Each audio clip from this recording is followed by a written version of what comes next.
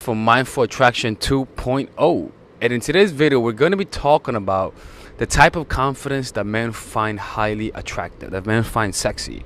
All right, and this is going to be very different because a lot of people have a misconception about what confidence is. So what I'm gonna do is we're gonna go deep into the rabbit hole, find out what confidence is not, find out what confidence is, and how to gain true confidence, true self-esteem that's devoid of external stimulus. Right. So for those who want to follow me on Facebook, Instagram, you can follow me here. You'll see the link below. You see the link on the screen right here, and also you can follow me on Snapchat. Don't try that.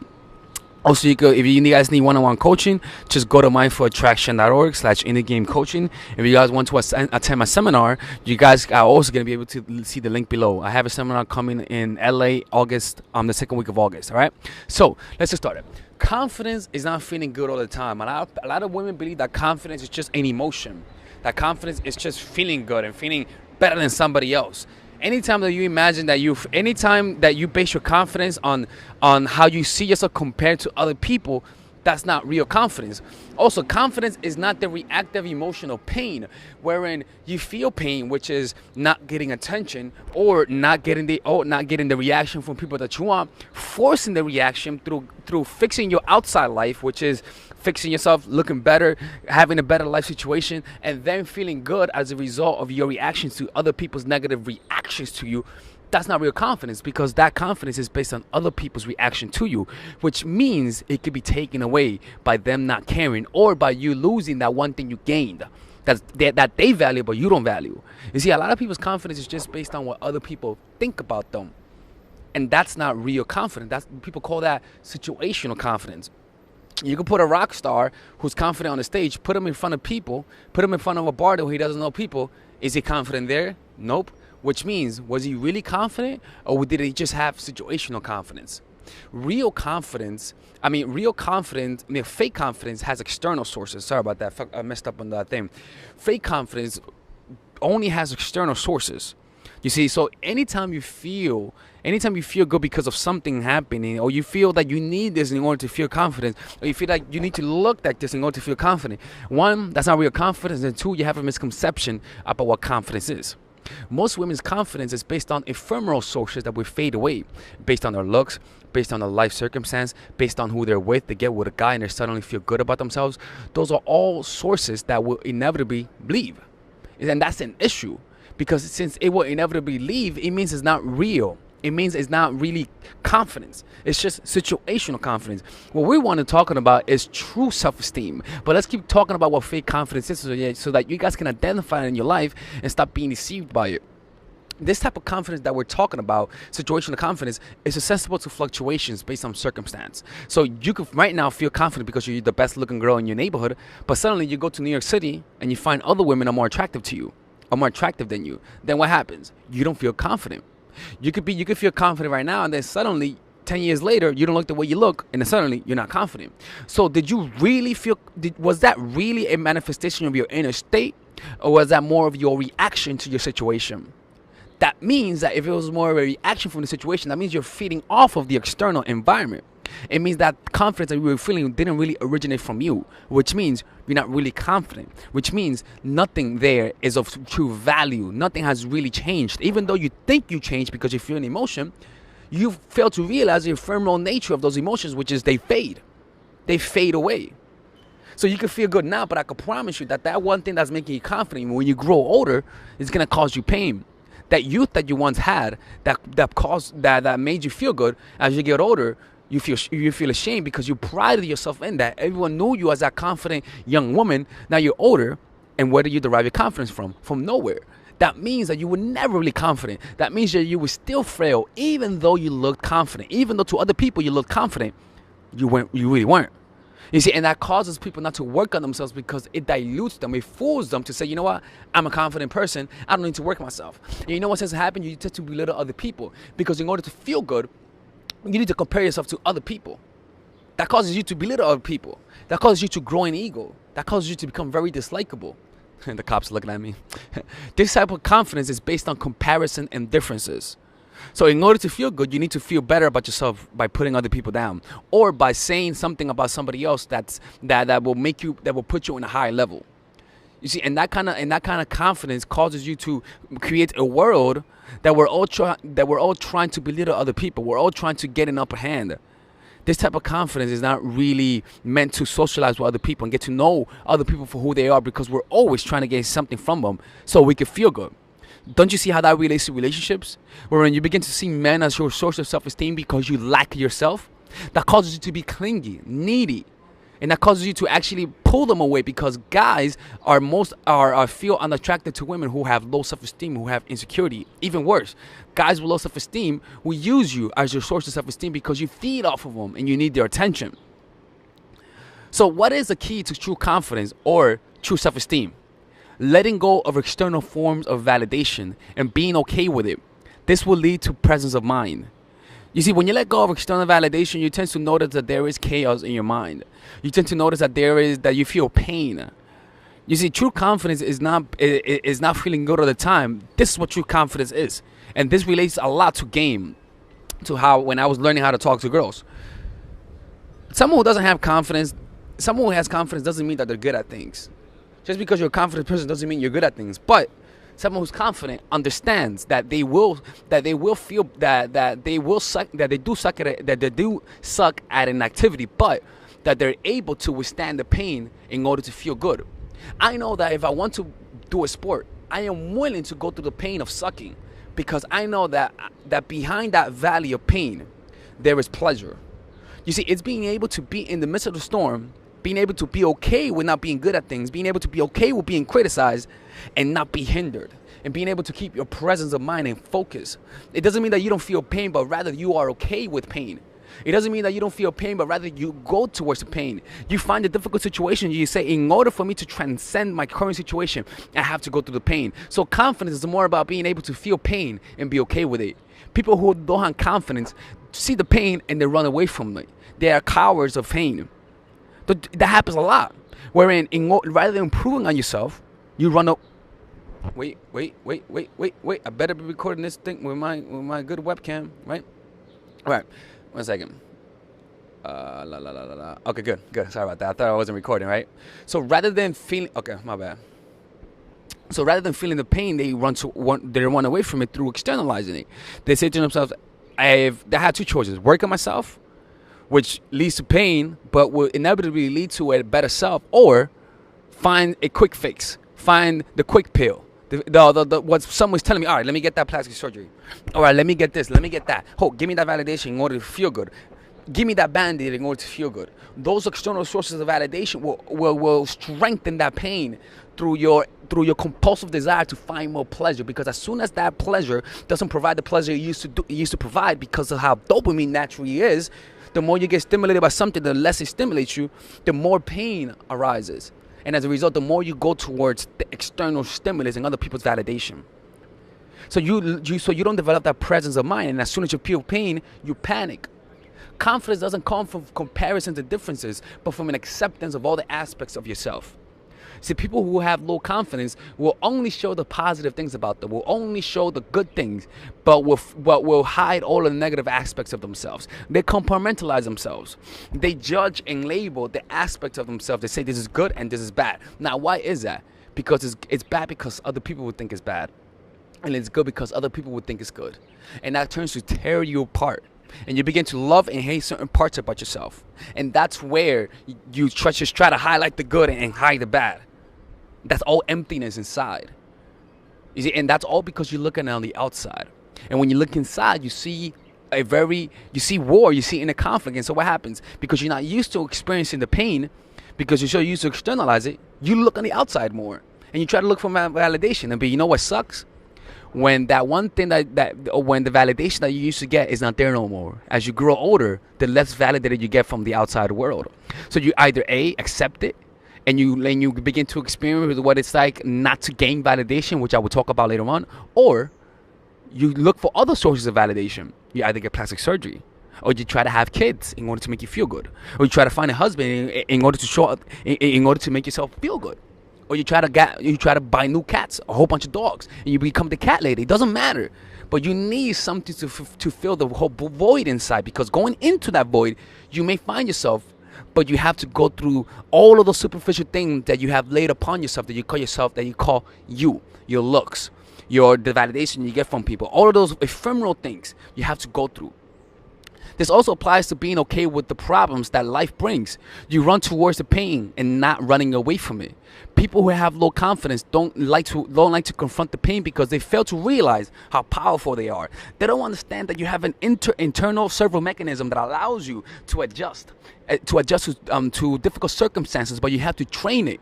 And how do you train it? Through exposing it to negative and painful circumstances. You have to expose it, but when you're not used to it because you're so used to getting the quick fixes, you go on the outside, and you divert your attention from what will provide the true realization of who you are, and you go onto the outside world. So every time you feel pain, you look outside. You try to get a status. You try to put a new photo, a new status in order to get a like, and those are all empty pleasures. This comes because you have a deep understanding that your sense of self isn't tied up to external circumstance. So when you begin to look on the inside, you begin to look and realize that there is pain, that there are, but somehow, some way, you're still there. But you have to challenge your assumptions. The assumption that people have is that if I look inside, I'm not going to be okay. Try it yourself right now. Ask yourself, what would happen right now if I stop trying to feel better? Ask yourself this question. Right now, am I trying to feel better right now? Just look inside if you're trying to feel better. For the most part, you are. Then what I would dare you to ask yourself is this. What would happen if I stopped trying to feel better? Just for 10 seconds. And see what happens. Don't put any effort to feel good, which is stop looking on the outside and stay inside in that pain. Stay in the midst of the storm and see what happens. You know what happens? Nothing happens. The pain intensifies, but nothing happens. You're still there. What tends to happen is that you just allow those things to happen, and peace automatically comes to you. Yeah, on the outside surface, there's a storm, but the deeper you go into this deep sea, the lesser you are affected. The more at peace you will find yourself. You will grow a tolerance to pain. And the more you allow the pain to dwell there without you touching it, through trying to feel better, you just allow it to be there. And you will notice that nothing happens. That will enable you to handle circumstances without any fear. That will enable you to look at the difficult situations in life and run towards it, because you know deep down that it doesn't change you, because you're not any of it. Because even though situations change, emotions change, somehow you're still there. You see, the reason why your sense of self is tied up to it, because if something bad happens, your self-image is diminished. You see yourself as a failure. You see yourself as someone who sucks relative to other people, comparing yourself to other people. But when you allow yourself to feel the pain, when you allow yourself to feel whatever you are experiencing, the shame, the doubt, all of those negative things, you know what tends to happen? You tend to stay there, but you tend to feel peace. Because the lack of peace comes because you're looking on the outside. This comes because you have a deep understanding. Okay, that's what we're talking about. So in other words, when you go inside, allow yourself to be in the midst of the storm and realize that nothing really happens, you become your own source of positive emotions. You learn to derive peace and happiness from the inside. You're not intaking happiness, but rather you are expressing happiness. Now, other people could feed off of you. Other people could feed off of your confidence. It doesn't mean that you're going to feel good when negative things happen. It just means that you know you're going to be okay. It just means that you know that who you are is unchanging despite the circumstance. And as a result, men will not become your source of happiness. And then you will be liberated. That neediness that used to make men pull away doesn't make them pull away anymore. They will notice that they'll try to manipulate you in order to feel like shit. They'll try to use mind tricks on you, but because you have the tendency to run towards the pain, they're running away from the pain. You know what will happen? It won't affect you. That natural tendency to run away from discomfortable situations. Now your tendency will be to run towards the pain, explore the pain. But how is that done? Simple. Notice where you derive your pride and pain, and stop holding on to it. Notice where you derive all your happiness from, and notice where you derive your pain from. And stop trying to run away from pain. and stop trying to run away and stop trying to run towards the pleasure. You notice that compulsiveness to derive happiness from the good things in your life? Stop trying to do that. Notice what it feels like to just be where you are without running towards your pleasures in life. I'm not talking about not doing the activity, but let go of the salvation that those things will make you happy. Notice the pain in your life and stop running away from it, and go into the pain and explore the physical sensations of your pain. Explore the sensation of your pain, because most of the time you run away from it through mental projections. Go into the pain and feel the sensation. Literally, write down the physical sensations of your experience. You then begin to realize that you're still there after you stop clinging on to things.